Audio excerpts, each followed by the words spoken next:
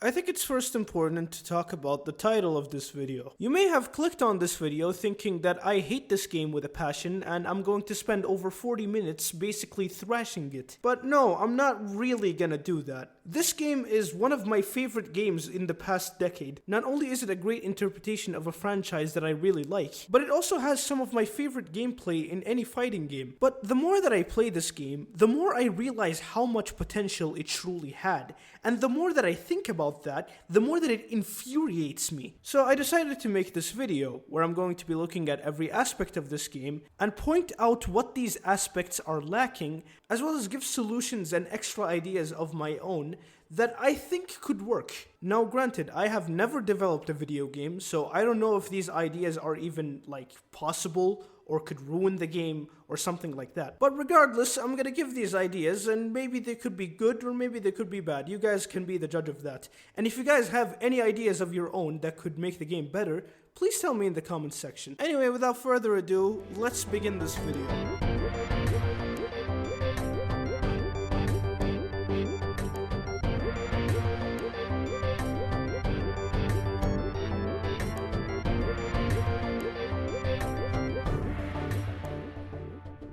The game oversees the story of the Time Patrol, a group of people that oversees time itself and makes sure that it flows seamlessly without any issues. And all of it is overseen by a 75-million-year-old child. The child is in need of a new agent to help her out in a critical mission, so she handpicked someone from the Time Patrol. And here's where you make your new character. You have a total of 8 different races you can pick, being female and male Majin, female and male Saiyan, female and male Earthling, and a Mechian and a Frieza race. Once you create your character, you then spawn into Kanton City, which I will get into more later. But for now, Kanton City is the hub world that we spawn into. And the main area where we do our story missions is in a place called the Time Nest, where all of time itself lies in this area. But in order to get here, you have to complete the first mission. But before that, you have the choice to get into the fighting tutorial, which basically teaches you the mechanics of the game and how it works. Speaking of said mechanics, this game's combat is some of the most satisfying and well-designed combat systems out of any game that I ever played. It's very simple. You have a button for light attacks, button for heavy attacks, and you can mash one of them or both of them to get a combo, and depending on what you do, you can get multiple combos. And finally, there's a button for a ki blast. Tapping it once will fire one small ki blast. Tapping it multiple times will give you multiple ki blasts, and you can hold the button to fire something completely different depending on various factors. The character you play as depend on these 3 bars right here. There's the HP bar, which I don't have to explain what that is to you. The orange bar is the ki bar, which allows you to do various skills in the game. And finally, the most important of all of them is the stamina bar. Your stamina is your main line of defense. You can use it to fly around, to vanish off certain combos, or you can use it to do evasive skills that could either be defensive or offensive. And basically all fights depend on stamina. The person with the highest amount of stamina in a fight normally has the upper hand. All of these mechanics cultivate into a very in-depth combat system, and that's without me mentioning everything like stamina breaks or Z vanishes or other ultra gamer terms. But I think what is most impressive about this game is the amount of variety that you have. The base game without any DLCs has close to 70 unique playable characters. And yeah, I know some of them are clones of each other, but the thing is, each of them have different presets. And each preset has different moves, which is enough for you to alter your playstyle a little bit to that preset. How the fuck is it that this game manages to make these characters feel a lot more different than a game that has multiple shows in it? I'm looking at you, Jump Force. But anyway, the mechanics of this game are the reason why I keep playing it over and over again. And all of that complemented with such amazing sound design. When you hit someone with an ultimate attack and you hear it, you feel that shit in your soul.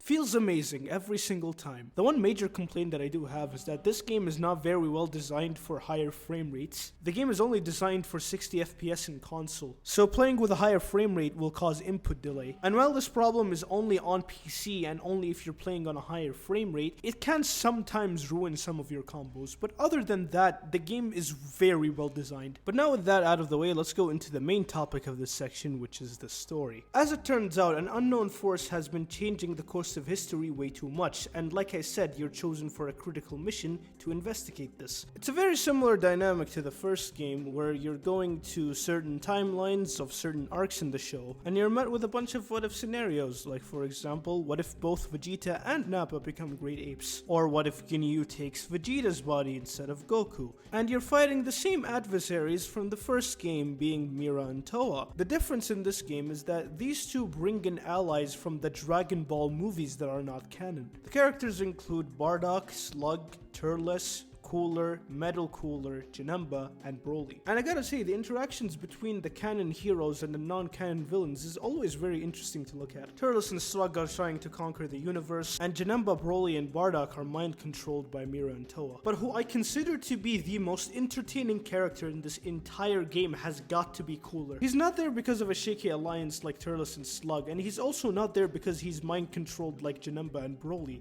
The only reason he's there is because the guy just wants some smoke. Like, bro, the first thing this guy does is he pulls up to a planet that is about to blow up, disrespects his brother, and then he starts powering up ready to fight you. And I'm pretty sure he's the only character in the entire game that has his own theme song. Yes, this guy has his own theme song, and it fucking slaps.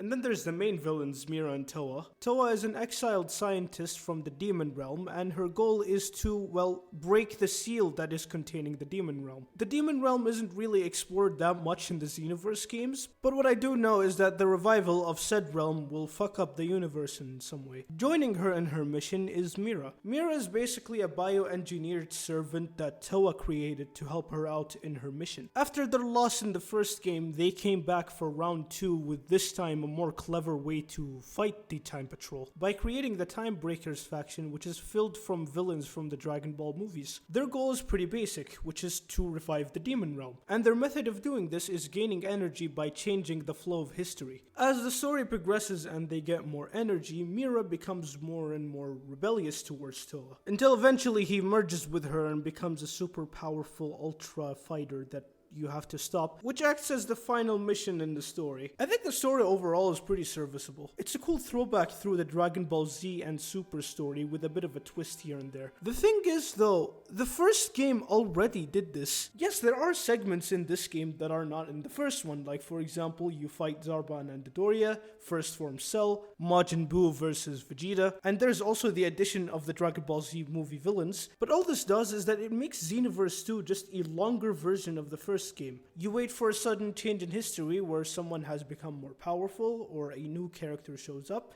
and you just fight them until you reduce them to a certain health or you kill them. It's also weird to me as a time patroller that you don't have that much agency over what you do. What I mean by that is basically all you're doing is you're just following the Supreme Kai's orders. You don't fight anyone until, well, the Supreme Kai tells you to do so. You don't choose how to fix the timeline. You don't choose who to fight when and where. It makes more sense to do this in the first game because, well, you're an inexperienced warrior that was summoned by Shenron. But in the second game, you're an experienced time patroller who passed a certain exam to be able to do this critical mission. Now you may be asking, why am I making such a big deal out of the circumstances of the custom characters in both games? The reason I am making a big deal out of it is because you could have used this to make the game more replayable. What do I mean by that? Well, here's where my suggestion for the story mode comes in. There are multiple missions in this game where multiple fights are happening at the same time.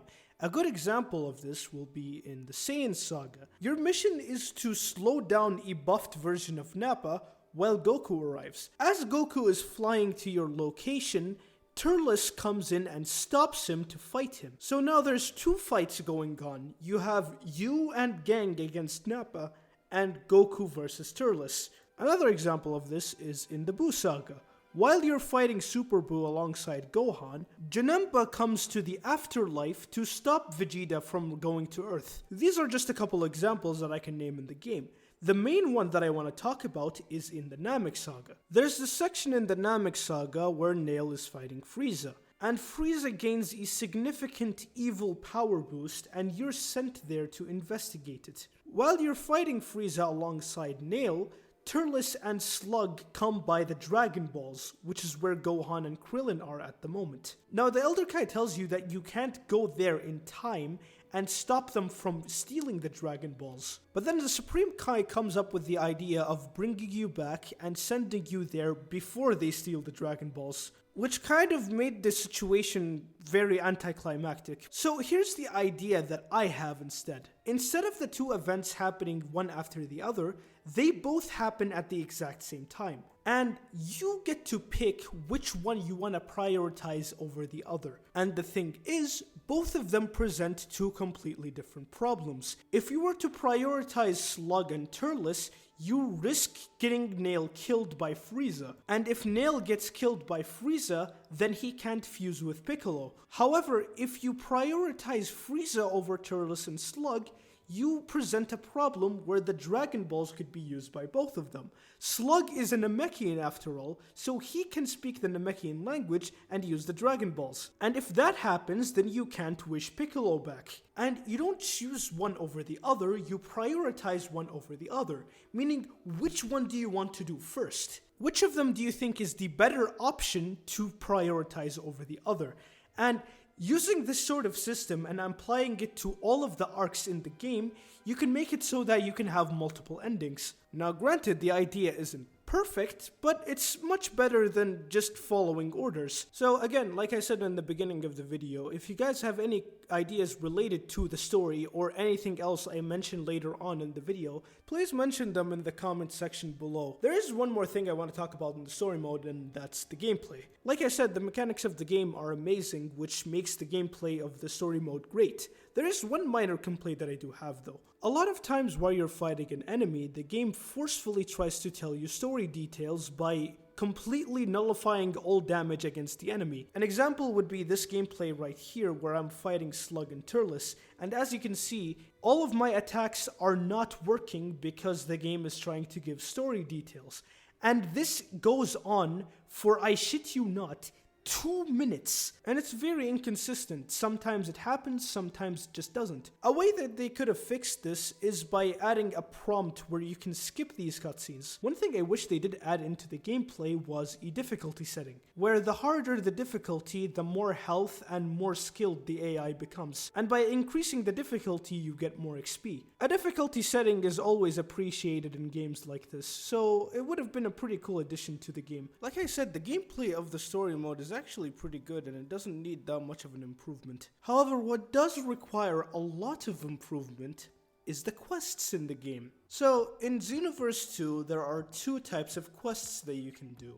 The first one you unlock by finishing the first mission of the story mode, and it's called the Parallel Quest. The game described parallel quests as distortions in time across galaxies that were reported by other time patrollers. These distortions in the Dragon Ball timeline are basically a bunch of what-if scenarios that you can play through. Each parallel quest has its own mini-plot going for it. Each parallel quest is related to a certain part of Dragon Ball's story. For example, the first 5 parallel quests are related to the Raditz part of the story. Now, when you first get access to parallel quests, these 5 missions are the only missions that you can play. You get access to more missions as you finish more of the story. There is 100 different parallel quests that you can do in the base game with no DLCs, and each of them have their own unique plot. Before selecting a quest, you can look at the win and lose conditions of that quest, and you can also go to the other page where you can see the plot of this quest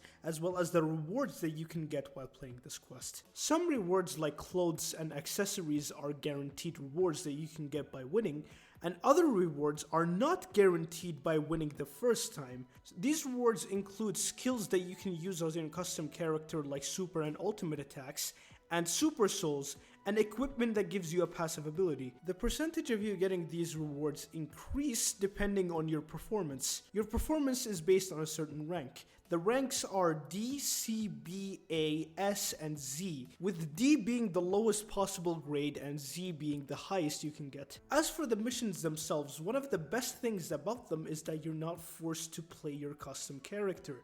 You can pick any character that you've unlocked in the game. Most of the characters are unlocked by playing the story. However, some characters can only be unlocked by playing parallel quests. Some of these characters include Final Form Cooler, Gogeta, Vegito, and Super Saiyan God Goku, and many others. Another cool thing about parallel quests is that every single mission has a secret win condition. When you look at the win conditions of a certain parallel quests, you can see that there's the normal win condition on the top, but there's two that are blank. These are secret requirements that you can do to get the ultimate finish of a quest. Now, most of these requirements is to beat the parallel quest in a certain amount of time, or if the quest gives you a teammate that you have to help out, you have to make sure that you finish the quest with their health over 50%. But however, there are a handful of times where you have to beat the mission in a certain way in order to get the ultimate finish. An example of this would be Parallel Quest 28, called Legendary Super Saiyan,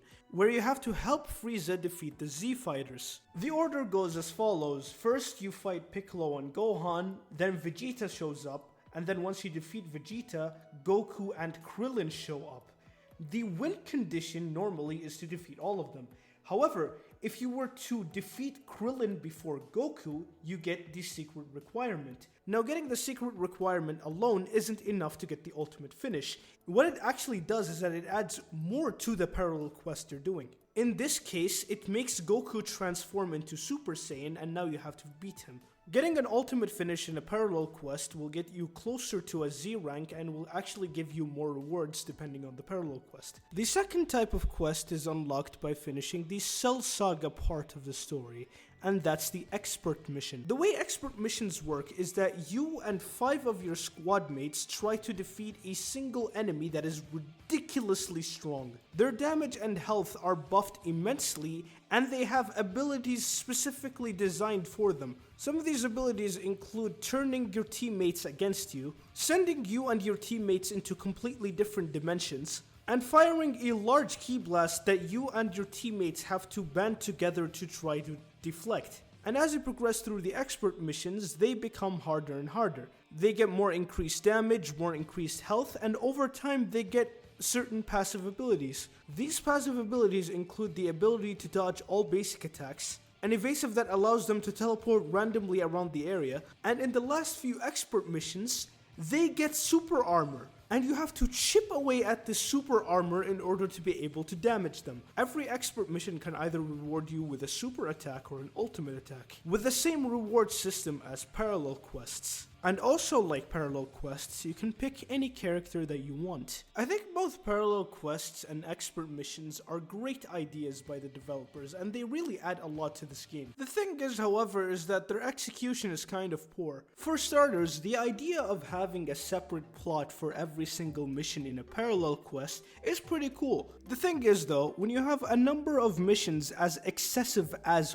100 missions, it's pretty difficult to make them all feel unique. There's a host of missions that are very similar to each other with very minor differences. There are 3 parallel quests, Parallel Quest 23, 25, and 26. All of them relate to the explosion of Namek. And really, when you look more into the parallel quest, there are way more examples of this. Another thing about the excessive amount of parallel quests is that the actual plots themselves never really get explored more than a very basic summary level. Most of these parallel quests don't have any dialogue whatsoever related to the plot. The characters most of the time never say anything of value. All of them have these set quotes that happen as you reduce their health. And these set quotes are copy-pasted throughout the entire character cast. When you hear a character speak in a parallel quest, this is what you hear 90% of the time. Not bad.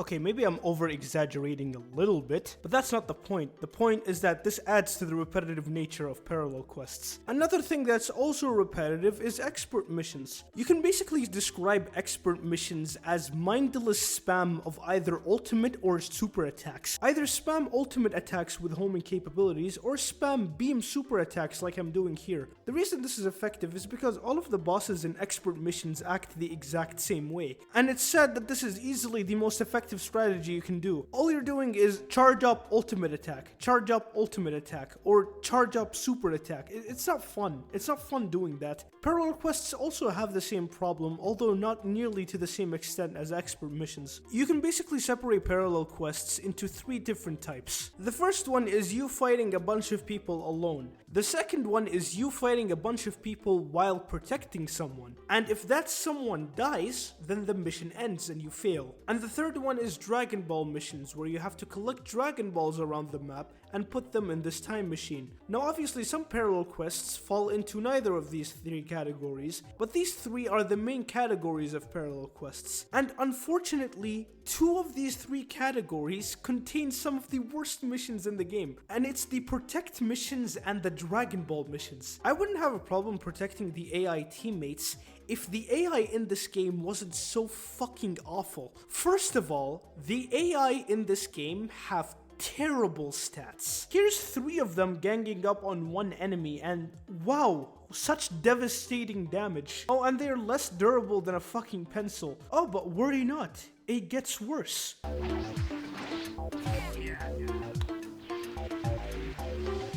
Now this obviously makes them effectively useless, and the thing is, even that alone I can deal with, but what makes it even worse is that they intrude on your combos. Why? Oh, it took hard work to break the stamina off the enemy and use your ultimate? Well, too fucking bad, you're not gonna use it. This is especially bad when you're playing a difficult parallel quest, and that ultimate attack was the difference between you winning or you losing. And since the AI that you have to protect acts like a fucking hyperactive toddler, it artificially makes the quests more challenging. The other type of parallel quest mission is Dragon Ball missions. In order to win this type of quest, you have to collect all of the 7 Dragon Balls laying around the map. The game gives you a Dragon Radar to help you find these Dragon Balls. However, one character can only hold 2 at a time, so you have to find 2 of the 7 Dragon Balls scattered around the area, put them in the time machine, and repeat this process 4 times. Oh yeah, and AI can't pick up Dragon Balls. Now, I could be wrong here, but I don't think a single person enjoys these types of missions, especially when the mission is on Namek, which I'm pretty sure is the biggest map in the entire game. It's basically 3 to 4 minutes of you doing nothing but flying around the entire map. However, what has got to be the worst thing about parallel quests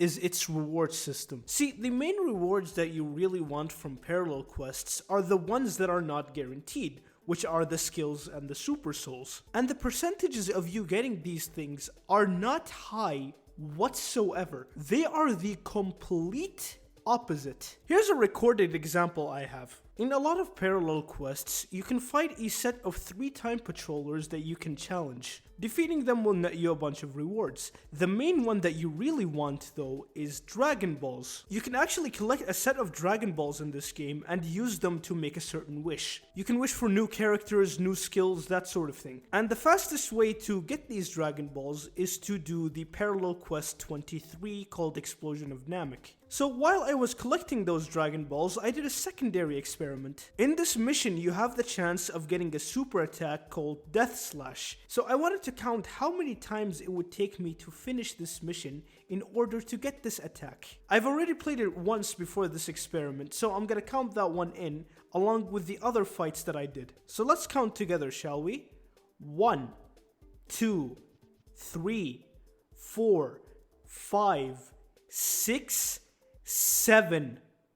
7 fucking times. I want to make a quick mention here that all of them were Z rank, maximum rank, and it still took 7 times to get this attack. Now thankfully, this mission takes around 2 minutes to beat, but some parallel quests can take upwards of 13 to 15 minutes. Oh, and due to the excessive number of parallel quests in this game, it makes it so that the rewards are spread thin throughout the entire thing. There are literally numerous quests in this game where there is only one move that you can get from one mission, and then you finish the mission and all you get is fucking capsules. Let me repeat that. You can go to a mission where there is one move that you want, play for 10 minutes plus, get the literal best rank you can possibly get, And the only thing that the game gives you is something that you can buy easily using the in-game currency. And that could be a result of playing that mission over and over and over and over again until you complete the mission 20 times and you still haven't gotten the one thing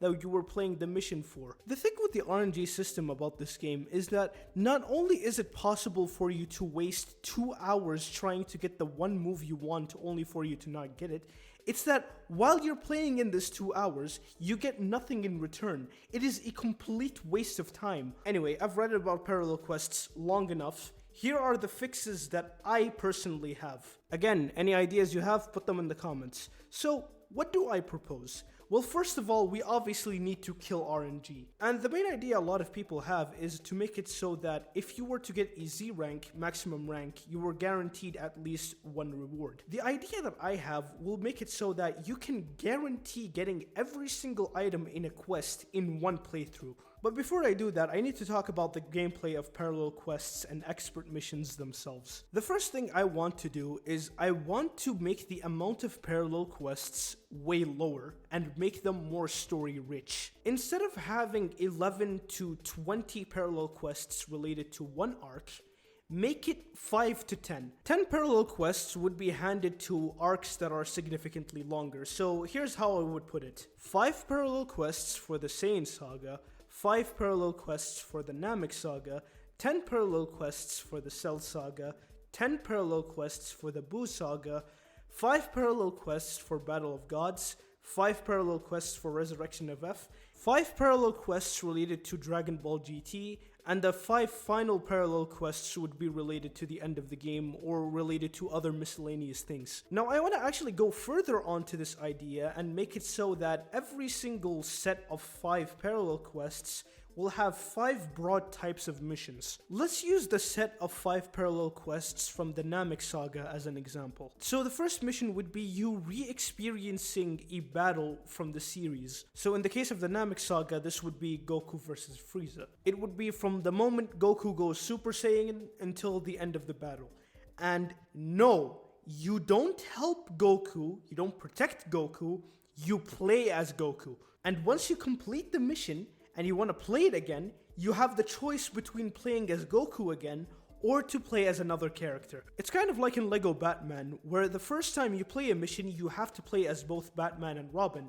But then the next time you want to play the same mission, you have the choice to play the free play mode, where you can pick any character. The second type of mission would be a side story. You would play in an event that is referenced in the series, but with the interpretation of the game. The idea that I have in this case would be to play as Bardock against the Frieza Force, where you would like scuffle with a bunch of Frieza's minions, and then you would eventually play against like Zarbon and Dodoria or something like that. And like before, the first time you play this mission, you have to play as Bardock. The second time you can pick any character. The third mission that you would be playing would be a minigame. So basically the mission would take aspects from this arc and turn it into like a fun minigame that you can play.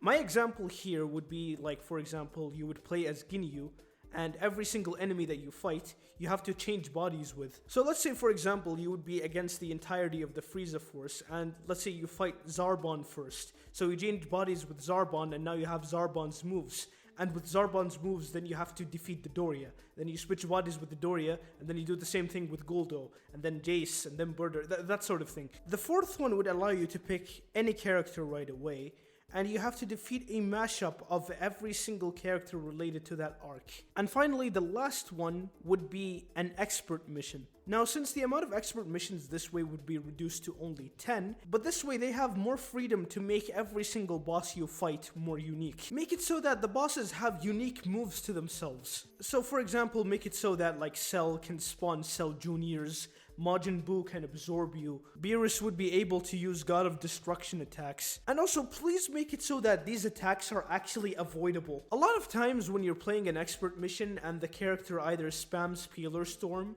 or spams that move that sends you to other dimensions, there's literally nothing you can do about it. Make it so that these attacks are avoidable. but not easily avoidable. And if you do manage to avoid them, you should be rewarded for it. Like, for example, you would be able to damage the boss more or something like that. Speaking of rewards, how would I handle the rewards of parallel quests? Here's what I propose. Now that the amount of parallel quests have been reduced by 50, that means every single quest will have a bunch of rewards. And here's how I'm going to do it. The first thing that you would be getting a guaranteed reward for winning regardless of your rank would be equipment. So clothes, accessories, that sort of thing. The rest of the rewards would be 1 super soul, 1 super attack, and 1 evasive. And if you get the super soul, the evasive, and the super attack, the game will give you an ultimate attack. And like I said, if you do the right steps, you will be able to get them all in one playthrough. So in order to get the super soul, you would be using the scouter mechanic. In the tutorial parallel quest, the Elder Kai tells you about the scouter that you have, and you can use it to find items around the map. The super soul reward would be based around this. It would reward players for exploring the map. The super attack, on the other hand, would reward players for being actually good in this game, and it would make it so that you have to get a Z rank, the maximum rank, in order to be able to get it. The way that you would get the evasive is you have to do a certain challenge while you're playing the quest. So for example, you have to beat the parallel quest under a certain amount of time,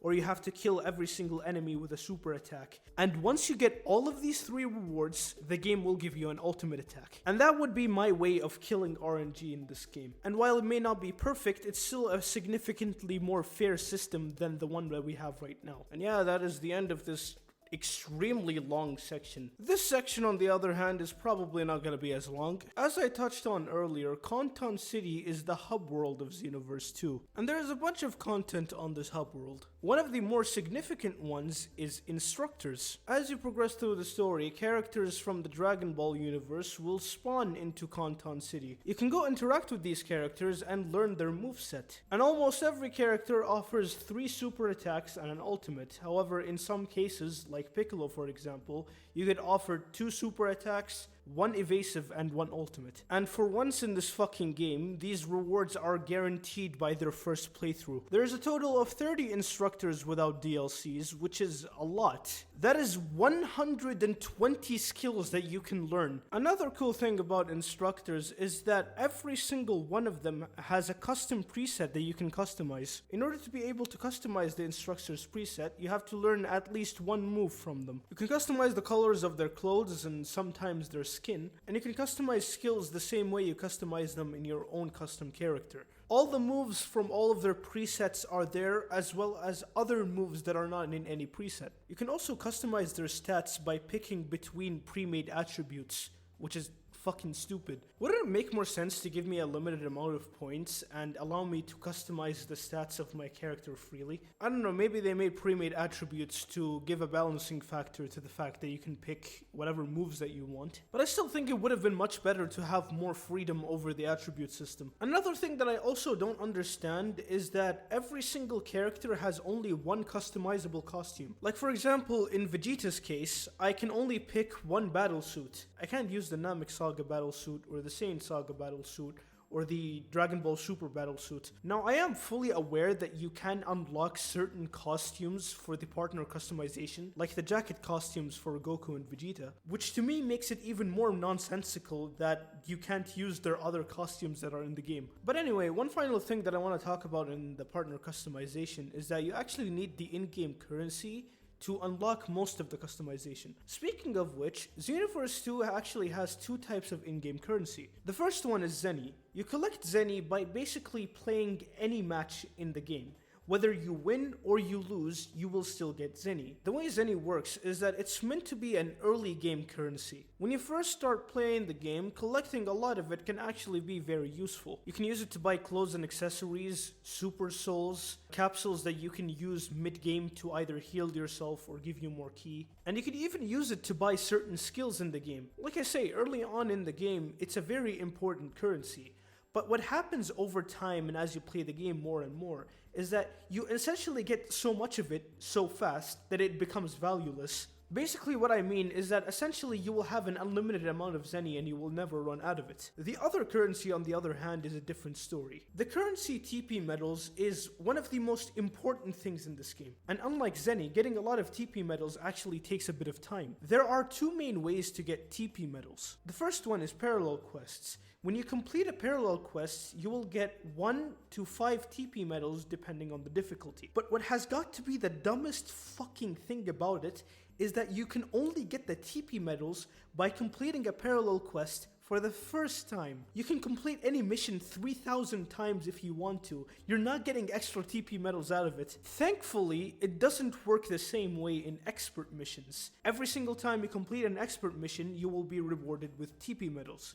And a lot of it at that. TP medals can buy everything that Zenny can buy. But the difference is that TP medals actually has its own shop where you can only pay TP medals. And the things that you can buy there are way better than the ones you can buy in the normal shops. TP medals can also be used to buy customizations for your instructors, and there are many more things that TP medals can be used for. The last thing about Canton City is the time miniatures. I think that's how you spell that. Anyway, what these are basically pocket dimensions that you can enter in. There's 5 of these pocket dimensions, and each of them have certain content related to a certain race. The first one is Capsule Corp, the second one is Guru's house, the third one is Frieza's ship, the fourth one is Mr. Satan's house, and the fifth one is Majin Buu's house. All of these 5 pocket dimensions have missions that can be accessed by any custom character, but depending on your race could have extra missions in one of them. If you complete the missions of all 5 pocket dimensions, the game will give you 2 more story missions that you can complete. The first pocket dimension is Capsule Corp. Your mission there is to make Vegeta stronger. And you do this by sparring with him a few times. Every single spar, he'll be using a certain form that is stronger than the last one. If your custom character happens to be a Saiyan, then you get an extra mission where you get to unlock Super Saiyan. The next pocket dimension is Guru's house. All of these missions revolve around you defending the Dragon Balls. It's basically the same as the Dragon Ball missions in the parallel quests. If you happen to be a Namekian, an extra mission will be granted to you where you have the ability to become a giant Namekian. The third pocket dimension is Frieza's ship, which is easily my favorite. Your mission in this pocket dimension is to become a Frieza soldier and rise up to the ranks up until the point that you actually start fighting Frieza. If you happen to be a Frieza race, you will get an extra mission where you can get the golden form. The fourth pocket dimension is Mr. Satan's house. In this pocket dimension, you join Gohan, Videl, and Jakko on an endless crusade to protect the innocent. You basically act as a superhero and clean up the evildoers and shit like that. If you happen to be an Earthling, you will get an extra mission where you're able to unlock the ability to use a power pole with a flying Nimbus. And the final pocket dimension is Buu's house. This is the only one out of the 5 that doesn't have any missions in it. What you instead have to do is that you have to breed Majin Buu and give him your children. Once Majin Buu gives birth to a child, you can give that child food and he will get you a reward. The rewards can either be super souls, capsules, or clothes. Once you give Majin Buu 6 of your children, Majin Buu can't make any more. If you happen to be a Majin race, you'll be able to do 1 mission with Buu. It will allow you to unlock the purification transformation, which basically turns you into Kid Buu with more abilities. I think overall these pocket dimensions and Canton City as a whole is a pretty good hub world. But like every other aspect in this game, there's way more potential here. Well, for starters, Canton City is huge, but most of Canton City is unused space. Most of the time, you're in this corner right here.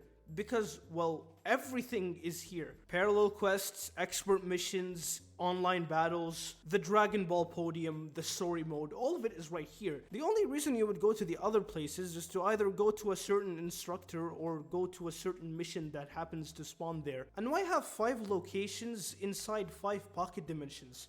Why not just put all of these locations in Canton City? Like for example, there's this area of the map that mimics the habitat of Namekians. Why not just put Guru's house here? I always ask myself this question whenever I go into these dimensions. Because, like, again, there's so much unused space in this map. And instead of putting the content they created in the map, they put it outside of the map. On the subject of these pocket dimensions, I always felt like they could have expanded more on them. The reason why I mentioned that Frieza's ship is my favorite is because you actually get to interact with Frieza's army, and you can explore the entirety of the ship. You can't go inside Capsule Corp or Satan's house. You don't get to explore the most interesting part of these areas. And as for Guru's house and Boo's house, they're both very small and boring. Like, seriously, why is Boo here? Doesn't he live with Mr. Satan? But anyway, the thing that I wanted to talk about the most is the custom characters. Now, it's no surprise that the game is heavily skewed towards Saiyans. And I can't really blame the game for this,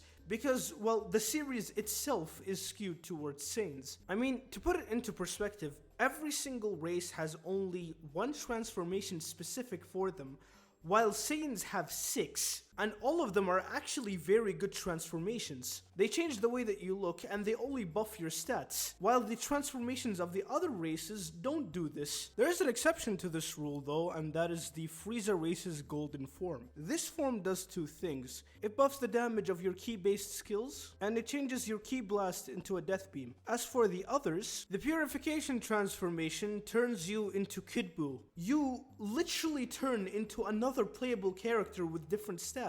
Now look, while it makes sense, it's still kind of lame. And the worst thing about it is your moveset actually changes to Kid Buu's. The game literally switches your skills that you want to use to skills that you may not want to use. The giant Namekian form is a very fun transformation to use. However, one of its biggest problems is that it drastically drains your stamina. It also replaces all of your super attacks with its own moveset, and it completely removes ultimate attacks. The worst of these by far is Power Pole Pro. What this does is that it removes all of your skills. You can't use any super or ultimate attack, and it simplifies your entire combo string to just spam square or spam triangle. So as you can see, not only is most of the content skewed towards Saiyans, but the content that is there for the other races is not that good. I think the developers made the mistake of thinking that we would only pay attention to content related to transformations, because, well, one of the things Dragon Ball is mainly known for is its RGB transformations. But I think that there could be way better ways to add exclusivity to the races. I don't have everything thought of for every race, but here's a lot of the ideas that I thought of. I think the unused space of Kanton City should be divided into 5 sectors,